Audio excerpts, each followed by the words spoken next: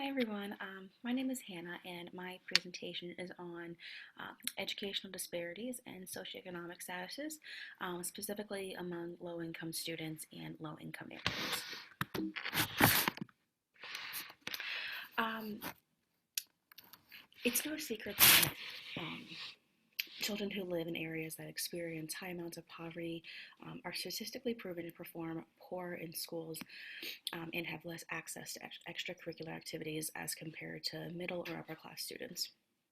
In 2019, 1 in 7 American children were considered poor, which means that children alone make up 1/3 um, of the people living in poverty in the US. Having a poor education is essential. Um, Having a proper education is essential in order for children to escape poverty. But when low income students and schools do not receive all the support, resources, and opportunities that they so desperately need, it should come at no surprise that the vicious cycle of poverty continues. So I'm very passionate that every child deserves a good quality education and to help them build a solid foundation for a thriving future. I'm currently very fortunate enough to have a job that I love um, at a very prestigious private school for ages preschool to 8th grade. Um, the children who attend the private school are paying around $35,000 a year per student for tuition, and then around $50,000 a year at the high school level, which is the building right next to mine. And these students benefit from a beautiful facility that is updated every year, numerous extracurricular activities, very small classroom sizes. Their average classroom is only like 7 to 10 kids. Um, they have the newest technology, and even a professional chef who prepares their lunches daily. Um, while I'm working with these students who are so fortunate to be able to afford to attend such a wonderful school that has a 100% college enrollment rate following high school graduation, just to add, but I often find myself thinking, how are low income students supposed to have an equal shot at a promising future when they are at such a disadvantage already at the age of preschool? It is nearly impossible to compare the opportunities that a child living in poverty has versus the many opportunities that a child from a high income family receives. From a professional stance, according to the NASW, or Social Speaks in 2021, the NASW believes that the educational system has a responsibility to provide all students with free, appropriate, and high quality education. Um, in the NASW statements, the key factor I think is high quality education, meaning that giving children the bare minimum of resources doesn't cut it. And also, another social work speaks. It states that the NASW believes that the school must pursue excellence and provide for the physical and emotional safety and growth in addition to the education of children. This further agrees with the idea that children need an educational facility that encourages positive growth, which is extremely hard to do when schools in poverty-stricken areas are oftentimes experiencing overcrowding, outdated or non-existent textbooks, and a lack of technology. Something interesting in the education of children and adolescents section of Social Work Speaks from 2021 is that they mention the importance of family and environment. The book states that public education is a vital socializing force that, with the family, promotes the total development of the child intellectually, socially, and physically, which is on page 90 of the book. And then it also mentions that educational environments promote transitional learning in the areas of work, community living, and civic responsibilities. Um, Also on page 90. This is a very important statement because it expresses how a strong educational environment is essential for a child's future in finding work and being a productive member of society. When looking at the ethical foundations of the issues of socioeconomic status and education, there are a few sections in the NASW Code of Ethics that I think go hand in hand, one of them being section 601, social welfare. And this section states that social workers should promote the general welfare of society and should advocate for living conditions conducted to the fulfillment of basic human needs and should promote social, economic, political, and cultural values values and institutions that are compatible with the realization of social justice. Another section of the Code of Ethics that relates to the issue of poverty in education is Section 604, Social and Political Action, particularly subsection A, stating that social workers should engage in social and political action that seeks to ensure that all people have equal access to the resources, employment, services, and opportunities they require to meet their basic needs and to develop fully, as well as subsection B, stating that social workers should act to expand choice and opportunity for all people with special regards for vulnerable, disadvantaged, oppressed, and exploited people and groups. The positions of arguments and intersectionality, intersectionality. The one side of the argument is that more local, state, and federal funding should be put towards low-income schools and for at-risk students. With regards to that, schools are mainly funded by state and local taxes, specifically property taxes, and moving some funds from higher income school districts to lower income school districts, since that obviously lower income school districts are much more statistically more urban. And then the other side of the argument is that if you were to move funds from higher income students or higher income school districts to lower income school districts, that it's not fair that higher income school districts have to give away some of their funding from local taxes to other school districts. Basically, that's sort of the argument, is that if I pay a lot in school taxes, why should my kids have to go lose out on certain funding so another school district that has nothing to do with my child can have more resources. So positions of intersectionality are poverty, homelessness, government assistance, and public education. The identified policy that I have is the federal program, which is Title I, Part A of the Elementary and Secondary Education Act, which was amended by the Every Student Succeeds Act. I'm going to be using the most recently revised version, which was revised in 2019. Title I is the largest federally funded educational program that provides supplemental funds to school districts with large numbers of low-income students to help meet their educational goals.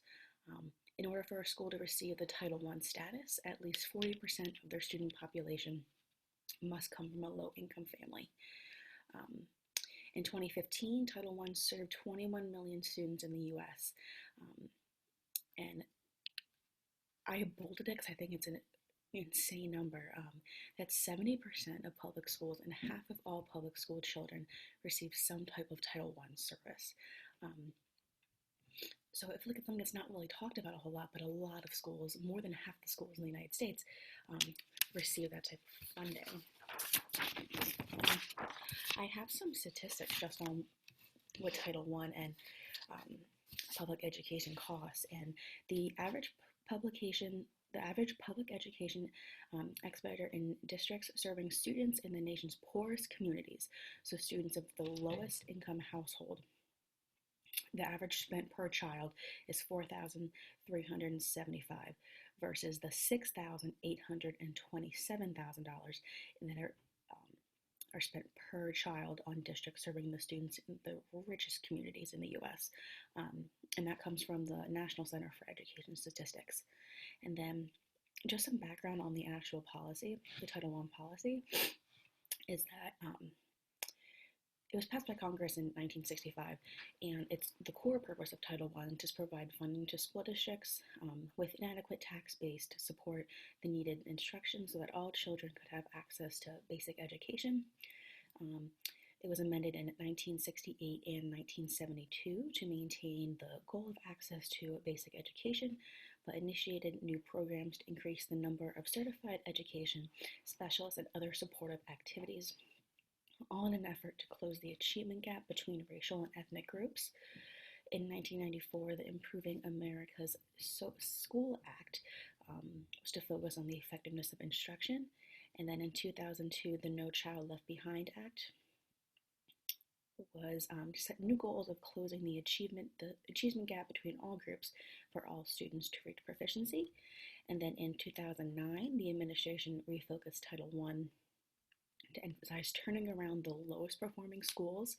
And then in 2012, it was then refocused to emphasize teacher and principal quality, use of international benchmark career and college ready standards, and database decision making. And then in 2015, the Every Student Succeeds Act was signed into law, reauthorizing the 50-year Elementary and Secondary Education Act. The new law focused on fully preparing all students for success in college and careers. But then it was most recently revised in 2019 to what it is now. This connects to social work that we're here to support our clients and support the equality of everyone. So advocating for vulnerable population who cannot advocate for themselves. In this example, children is what we do as social workers. And I'd have this. I thought this graph was just very interesting. It's just the percentage of public schools and their high poverty rate. So it looks like that southern states tend to have the highest share of students attending that are living in poverty, which I just found interesting that normally southern states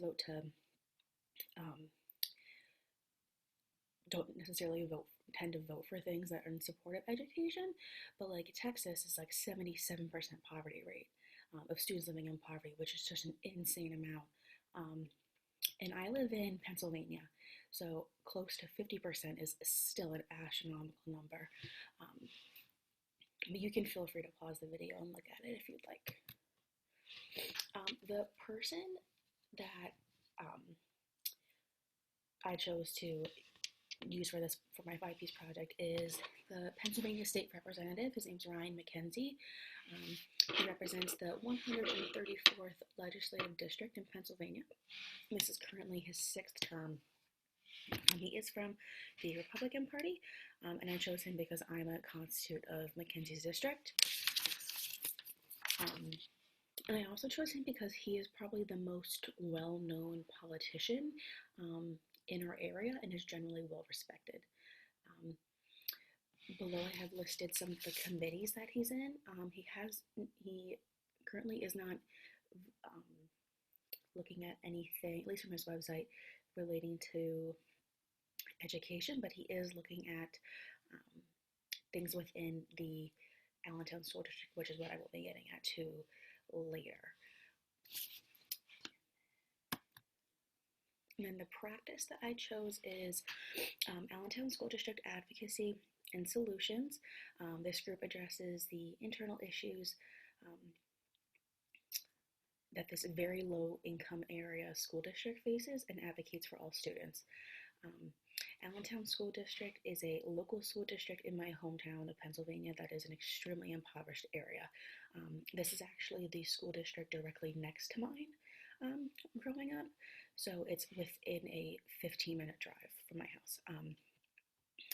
89.1% of families in Allentown School District are deemed as low income, and every single student in the whole entire school district receives free or reduced lunch. The school does not have has probably updated resources or technology, and the classrooms are very overcrowded. They are constantly having issues of teacher turnover because there is little to no support for teachers, and I don't have the exact number of what their dropout rate is, but their dropout rate is only 2/3 of their whole entire senior class actually ends up graduating, and it just does not have enough funding or resources that it needs. But I connected with the leader of the Allentown School District Advocacy and Solutions group. I originally joined their Facebook group and then connected with the leader of it, and she's a mom and just strives for just supporting the students and their educational growth and just advocating for those students who can't advocate for themselves. And then, in conclusion, the educational gap in America will continue to widen until the issue is addressed at all levels of government. Um, Again, in 2019, 1 in 7 American children were considered poor, making children alone 1/3 of the overall people living in poverty in the U.S. I talked about the federal program Title I Part A of the Elementary and Secondary Education Act, which provided 21 million students with supplemental funds to school districts with large numbers of low-income students to help meet their educational goals. Um, what I learned from this 5P's project is that I was amazed at the statistics of things, and how many students in school districts actually receive um, Title I type funding. And it just really puts you in perspective of um, like where I work at a very nice private school. Like it very much puts me in perspective of how can we possibly equal the playing field when there's these kids are at such a disadvantage from the start. How can we expect them to succeed up against these other children who are able to go to these amazing schools? And I think it just made it very frustrating for me as like from a social work standpoint, um, that we have that lower income schools are not treated in the same way that higher income schools are. But what you can do moving forward is vote for legislators that support public education, and donate your time slash resources to children in need, volunteering in your local community. And this goes with also being a social worker, of just being mindful of every child's background and abilities. As social workers, we don't know where every child comes from, every child's home situation. So just being mindful of that. And and my handout is listed below. All right, thank you so much for listening.